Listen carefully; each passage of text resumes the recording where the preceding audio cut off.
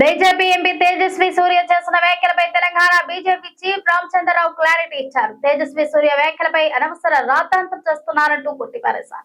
BRS నేతలు కోతికి కొబ్బరి చిప్ప దొరికినట్టు వ్యవహరిస్తున్నారంటూ మండిపడ్డారు. తేజస్వి సూర్య మాటల వెనుక అంతరార్థం వేరని వివరణ ఇచ్చారు. అదే సమయంలో బీజేపీ లేకపోతే తెలంగాణ వచ్చేదా అంటూ రామచంద్రరావు ప్రశ్నించారు. నియోజకవర్గాల పునర్విభజనపై లోక్సభలో జరిగిన చర్చ సందర్భంగా బీజేపీ ఎంపీ తేజస్వి సూర్య చేసిన వ్యాఖ్యలు ఇప్పుడు తెలంగాణలో తీవ్ర ఆందోళనలకు కారణమయ్యాయి. ఆంధ్రప్రదేశ్ విభజనను భారత్ పాక్ దేశాల విభజనతో పోల్చుతూ తెలంగాణను తీవ్రంగా అవమానించారంటూ రాష్ట్రంలోని అధికార కాంగ్రెస్ ప్రతిపక్ష బీఆర్ఎస్ పార్టీలు తీవ్రంగా మండిపడుతున్నాయి. తేజస్వి సూర్య చేసిన వ్యాఖ్యలను ముక్తకంఠంతో ఖండిస్తున్నాయి.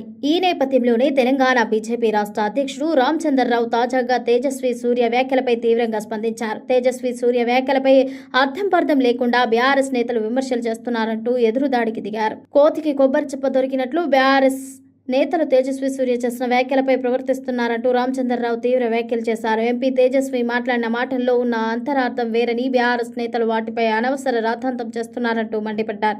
తేజస్వి సూర్య మాటలను భూతద్దంతో పెట్టి చూడటమని రామచంద్రరావు హితవు పలికారు. తెలంగాణను పాకిస్తాన్తో తేజస్వి సూర్య పోల్చలేదంటూ స్పష్టం చేశారు.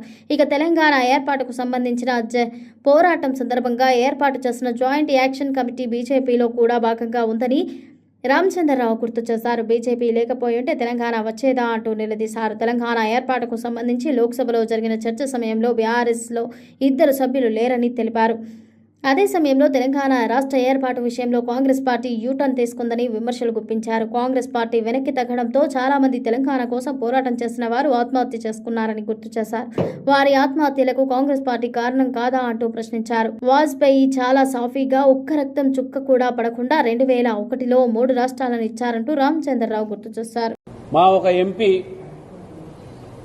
పాకిస్తాన్ అదేవిధంగా భారతదేశం విడిపోయినప్పుడు ఎంతమంది అయితే ఆ రోజు చనిపోవడం జరిగిందో దాని మీద కంపారిజన్ పెట్టుకుంటే దానికి అర్థం లేకుండా బీఆర్ఎస్ పార్టీ ఈరోజు దాని మీద పెద్ద ఇష్యూ చేస్తూ ఉంది.